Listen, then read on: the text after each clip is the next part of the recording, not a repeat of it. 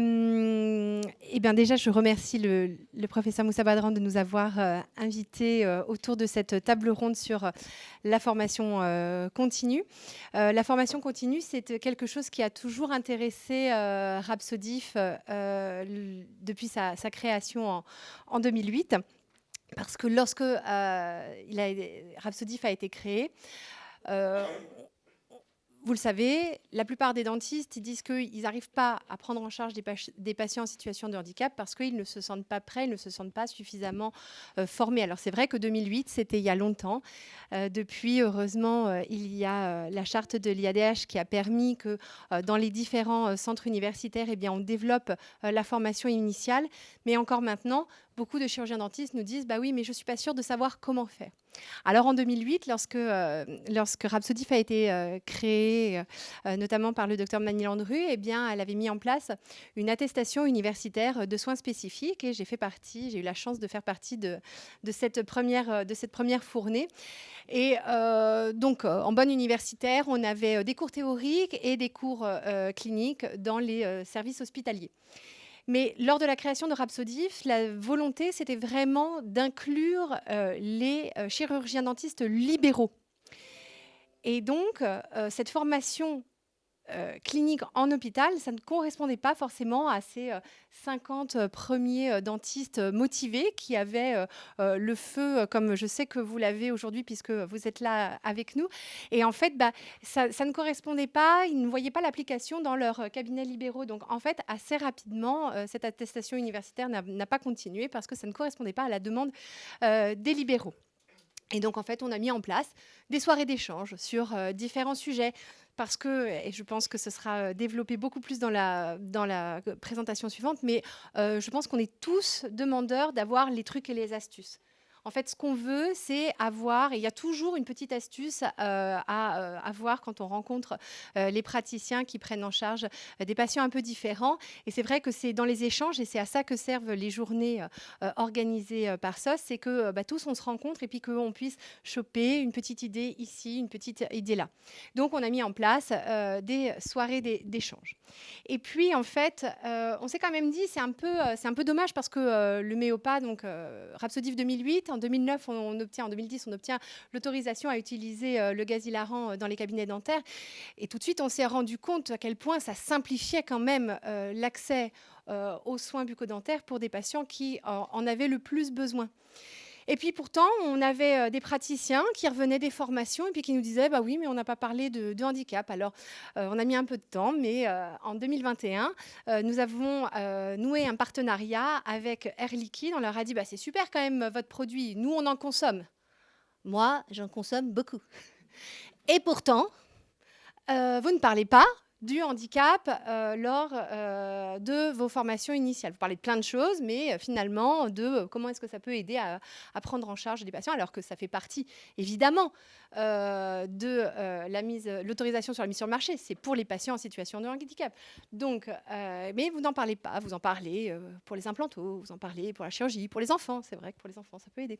Donc voilà, et donc on a réussi à mettre en place un partenariat pour justement parler un petit peu plus quand même des patients en situation de handicap pour que, en tout cas, les praticiens libéraux, puisque la plupart du temps, ce sont des praticiens libéraux qui viennent se former auprès d'une société privée comme Air Liquide, puisque évidemment, il existe aussi des formations universitaires, eh bien, les praticiens libéraux, ils se disent « Ah, mais au fait, à part pouvoir mettre plus d'implants chez ce patient, peut-être que je vais pouvoir faire un détartrage chez un patient qui en a vraiment besoin parce qu'il refuse l'accès au fauteuil. » Donc, on est très content de ce partenariat et on continue de le faire et on espère que ça va être amené à grandir parce qu'on le sait, on a les chiffres et ça, c'est intéressant d'avoir un peu de recul. On sait que lorsque l'on prend en charge des patients à besoins spécifiques, si on est équipé, déjà, si on accepte d'ouvrir la porte, il y en a déjà 50% qu'on arrive à soigner comme ça. Donc ça, c'est super. peut-être des chiffres que voilà. Et puis, si on rajoute le méopa, en fait, on arrive à prendre en charge quand même près de 90% des patients. Et finalement, il n'y a que 10% qui ont besoin de plus, qui ont besoin d'anesthésie générale et pour lesquels on va avoir besoin d'un plateau technique spécifique. Nous n'avons pas la chance, pas encore, de disposer du midazolam sur l'Île-de-France, à part une expérimentation qui est en cours. Donc, pour l'instant, nous, on a niveau 1, rien du tout, niveau 2, un peu de gaz hilarant, et niveau 3, anesthésie générale. Mais comme c'est 1 an d'attente pour l'anesthésie générale, on est bien obligé de réussir à prendre en charge ces patients. Mais du coup, je me retrouve à discuter avec les Air Liquide, et puis ils disent, bah oui, alors on forme des gens, mais finalement, 2000 cabinets à peine sont équipés en France. Pas beaucoup quand même. Alors j'en discute avec la dentiste que vous voyez en train de discuter là sur cette photo, et qui me dit, ah bah moi c'est simple, de toute façon dans mon département on n'est que 4, donc c'est à celui qui s'équipera en dernier. Parce que le premier qui s'équipe en méopa, on sait qu'il va récupérer tous les chieurs. Yay, super. Mais quand même, oui, vous êtes débordés, mais quand même, vous allez voir, ça va quand même vous simplifier la vie pour beaucoup de choses. Et en fait, pourquoi est-ce que ces praticiens qui se forment à utiliser le méopa, ils essayent un petit peu, mais finalement, il y en a peu qui recommandent et puis qui arrivent à l'utiliser. Alors, c'est important, la formation théorique, c'est important de savoir comment est-ce que ça fonctionne, le gaz hilarant, parce que c'est un dispositif qui est médical. Mais est-ce que on insiste sur la nécessité de l'accompagnement? Tous ceux qui ont déjà expérimenté le gaz hilarant dans cette salle, et je suis sûre qu'il y en a, vous n'êtes peut-être pas tous tapé une barre de fou rire. Il y a peut-être certains qui ont eu un peu un bad trip. Et pourquoi? Parce qu'on vous a mis un masque sur la figure sans rien vous dire. Comme tout le service y était passé, vous avez vu tout le monde rigoler, vous avez dit, ah bah moi aussi je vais rire, et puis finalement, ça ne vous a pas plu trop cette sensation. Oui, parce que personne vous a accompagné. Moi, en tout cas, la première fois que j'ai essayé, j'ai pas du tout aimé. Non. Ah, ouais, c'est ça, mais comme j'aime pas, donc voilà, les joints, ça marchait pas et tout ça. Donc la deuxième fois, j'ai dit à la personne, parce que je voulais quand même réessayer, je voulais vraiment que ça me plaise, je lui ai dit, je t'en supplie, raconte-moi une blague, caramba. Et là, oui, là, c'était vraiment fun. Là, c'était vraiment, vraiment fun. Mais donc, qu'est-ce qui manque pour sauter la barrière? Eh bien, avec mes collègues avec qui nous avons enseigné au sein des hypnotistes, nous nous sommes dit, je pense qu'il manque la communication, en fait. Parce qu'il y a beaucoup de gens qui se forment, j'en connais quelques-uns, ils ne sont pas ici, je vous rassure, mais qui se sont dit, allez, je vais investir dans une grosse bouteille, je vais mettre un masque sur le nez de mon patient et il va fermer sa gueule et ouvrir sa bouche. Bah oui, mais non, c'est pas ça en fait. Le gaz hilarant, on est bien d'accord, le gaz hilarant, ça va nous permettre de bien pouvoir accompagner notre patient, et pouvoir créer une relation de soins. Et donc, nous nous sommes dit, pour pouvoir permettre aux patients et aux praticiens de mieux vivre et de mieux utiliser, on va pouvoir parler de communication. Parce qu'en fait, c'est ça. Le méopa, ce n'est qu'une manière de pouvoir entrer mieux en communication et de pouvoir faire accepter les soins aux patients. Alors, pourquoi est-ce qu'on parle d'hypnose? Alors, je remercie énormément SOS qui a permis que dans la grille APEX, avec l'avenant numéro 3, on parle de l'utilisation de la sédation consciente ou de l'hypnose. Et quand je l'ai vu écrit sur cette grille, je me suis dit, oui, c'est quand même pas qu'une seule impression. Et là, il faut que je vous raconte un tout petit peu comment est-ce que moi j'en suis arrivée à Rhapsodif. Le premier cabinet où j'étais omnipraticienne, je sortais de la fac et tout ça, et au bout d'un an, mon titulaire me dit « Non, mais ça serait bien, Aude, que tu soignes que les enfants et les patients en situation de handicap. » Il m'a dit ça un samedi, donc le dimanche, j'étais à la Poste du Louvre, je lui ai envoyé ma lettre de démission, parce que vraiment, ça pour moi, c'était impossible. Impossible, je ne pouvais pas faire ça. C'est impossible, passer 40 ans à soigner les patients handicapés ou à soigner des enfants, c'était impossible. Et puis, j'ai fait 1 cabinet, 2 cabinets, 3 cabinets. Et puis, j'ai fait une formation en hypnose médicale en 2010. Et bizarrement, donc maintenant, je suis pédodontiste exclusive et présidente de Rhapsodif. Donc, c'est qu'il s'est passé quelque chose. J'ai rien changé d'autre dans ma vie. Je n'ai pas changé de mari. Voilà. Mais par contre, je sais que je me suis formée en hypnose médicale. Et au moment où il a fallu un peu réfléchir dans ma pratique et au moment où on m'a proposé d'enseigner en 2013 l'hypnose médicale, j'ai dû réfléchir qu'est-ce qui avait changé dans ma pratique. Et j'ai commencé à me filmer.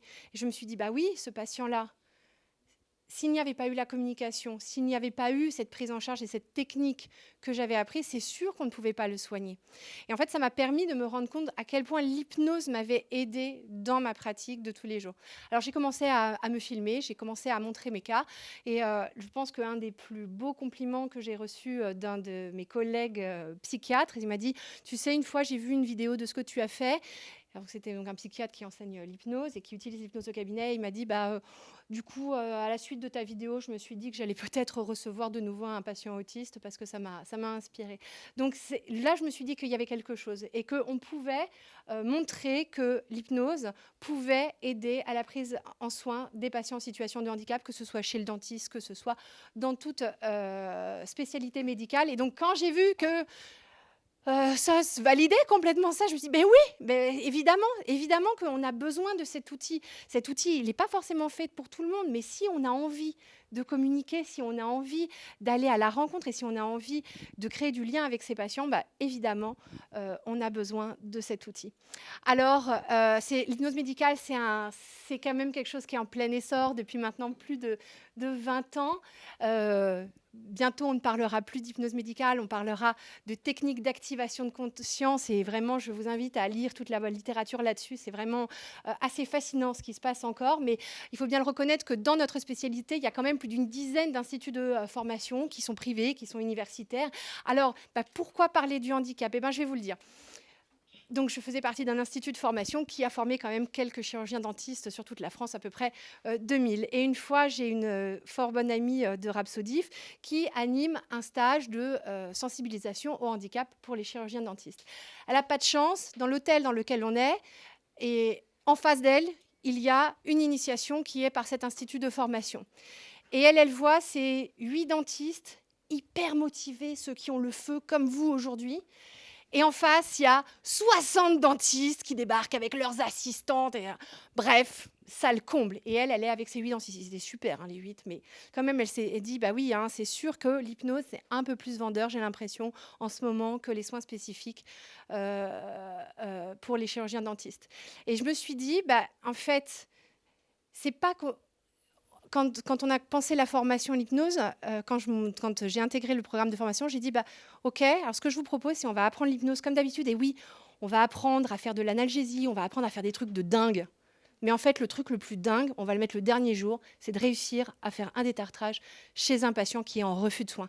Et si c'est ça, c'est pas un état de conscience modifié, c'est-à-dire que vous avez un patient qui se frappe comme ça pendant une demi-heure dans la salle d'attente, il arrive chez vous, il s'assoit, il ouvre la bouche et il bouge plus et vous faites votre détartrage, ça, je ne sais pas ce que c'est, que si ce n'est pas un état de conscience modifié. Alors du coup, je pense qu'on peut dire que vraiment l'hypnose, c'est un très bon outil, que tous ceux qui ont envie de continuer à se former en formation continue, eh bien, ils peuvent l'utiliser, et particulièrement pour les patients qui en ont le plus besoin. Et donc, je pense qu'en fait, il faut qu'on continue de communiquer tous ensemble et qu'on échange en fait tous nos trucs et astuces.